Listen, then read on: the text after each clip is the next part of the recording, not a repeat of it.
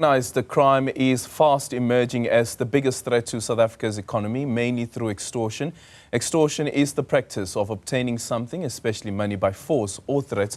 So far, a number of people have been killed and arrested across the country amid allegations of extortion.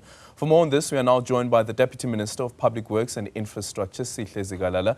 Deputy Minister, very good morning to you. Thank you so much for making time for us this morning. So since your tenure as the Minister of Public Works and Infrastructure in the previous administration, this is an issue that you have been dealing with. Do you believe that the police now have it under control? Thanks. When we came in, when I was a minister, we launched a number of interventions.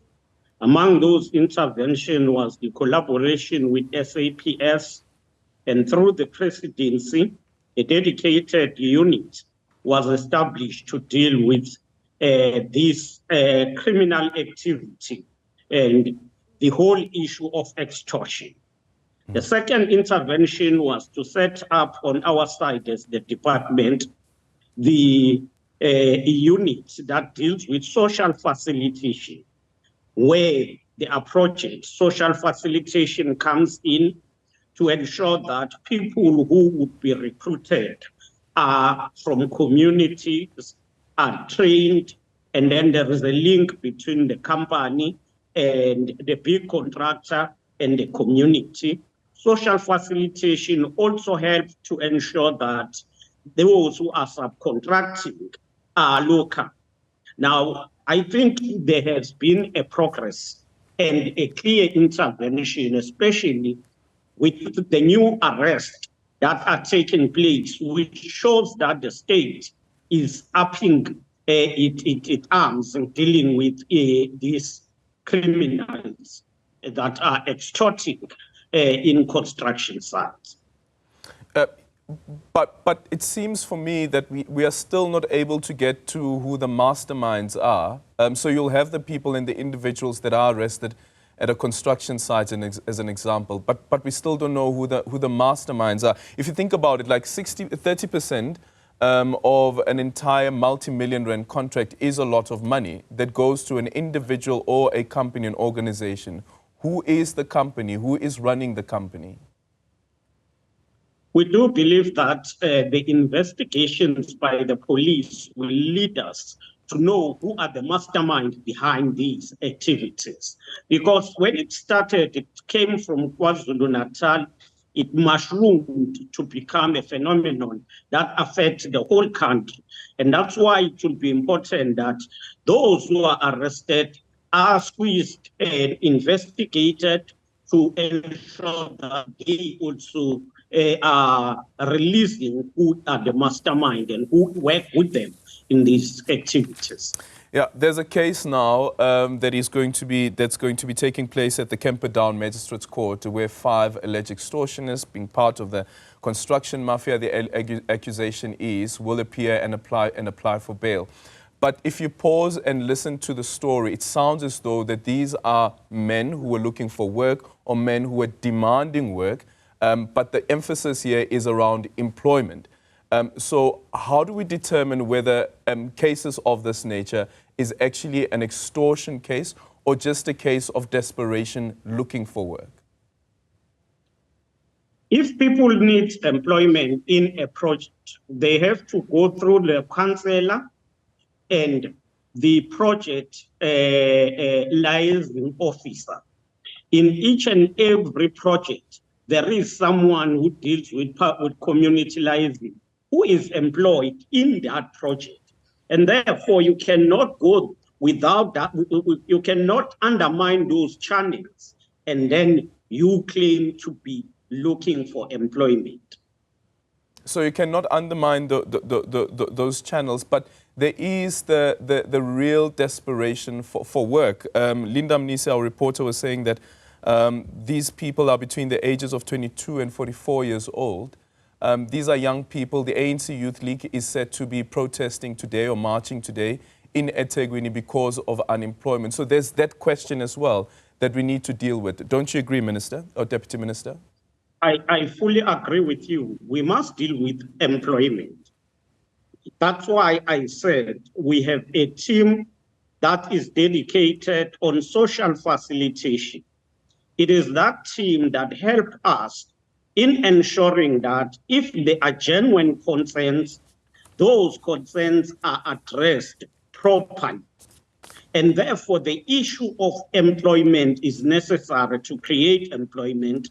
We have said infrastructure development will be a flywheel for economic reconstruction and recovery post-COVID-19. And therefore, we need to ensure that we open space for employment, and we are doing so in a number of projects.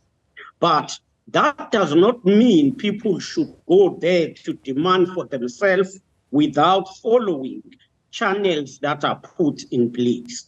Mm-hmm. And from the people that do get the 30% who are subcontracted, if there's a tender that is issued by the state, have you been able to satisfy yourself, even during your previous role as the minister and maybe now as deputy minister as well, that those 30% being subcontracted are actually ensuring that locals are employed at these construction sites? Well, you've got a number of challenges here. The challenge number one is that there are those who want to be subcontracted, but they don't want to do work. Those are people who are criminals, they extort, they need to be dealt with. The second is that in that 30%, there are companies that would come with their own subcontractors from somewhere, and you may find that they are even related, which then compromise the relationship between the project and the community. Then you find that there are companies, there may be few, who genuinely come and take local community on both subcontracting and on employment. That is then applauded, and it's what is needed in the country. What undermines transformation of the economy and the creation of jobs is when people go to demand jobs or subcontracting without following due processes. And it is some of the big companies that fly all over with their own subcontractors and undermine the participation of local companies. So last week, the Minister, Dean McPherson, signed a declaration of intent, or at least two declarations of intent during the state visit of the President to China ahead of the FOCAC summit. And I wonder, when it comes to Chinese companies, would Chinese construction companies also be subjected to the 30% subcontract? And also on top of that, does government say that when Chinese company is brought in for a project, that Chinese company must not come with its own workers, because that is the complaint that have been lodged by some people on the continent when it comes to companies that are from Chinese origin who are building infrastructure in their communities, that the Chinese companies would come with their own workforce? We are aware of this complaint, and it is a genuine complaint. In our case, we are ensuring that companies that comes into the country subscribe to all regulations and laws of our country. If it is a big tender, they must then subcontract the value of 30% to emerging companies. Secondly, they must come with only prerequisite skills, those that will be satisfied that they will be not easy to get in the country. We are strict on that, and we would want to see our people growing in the built environment. We as the department have a program of young professionals whom we are sponsoring. They are in tertiary institutions, they are in TVET. We want to see them participating in these opportunities. And therefore, we will not allow Chinese companies to come willy-nilly with their own staff, undermining opportunities that must be given to local people. Yeah, another one is even local companies, for that matter, Deputy Minister, If you look at the George building collapse, what happened to the company? With regard to the issue of the George building that collapsed, yes, you are quite correct. And what happened there is that the private sector is not adhering to some of the regulations that are applicable in the private sector. It is because of that reason that we are fast-tracking the review and the amendment of the CIDB bill, the Construction Industry Development Board bill, that we want to ensure that it embraces both the private sector and the public sector. All regulations must be applicable to all sectors. We are not yet done. We are not done with the incident of George. Just last week, I was doing a follow-up with Engineering Council South Africa on how far they've gone with the investigation. They did present to me, and we agreed with them that we will need to collate all reports. Some will come from us. The other report needs to come from Labor, Department of Labor and Employment, and the other report should come from the police.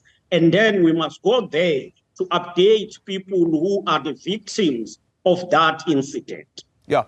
Are there any intentions to bring any open any criminal complaint against the developers? We believe so, but that will then be presented when we go there. Okay, then thank you so much for your time. That is the Deputy Minister there of Public Works and Infrastructure, Sihle Zikalala, speaking to us about extortion in the country, especially in the build sector. And then, of course, you have this issue of the 30% subcontractors that are required for major building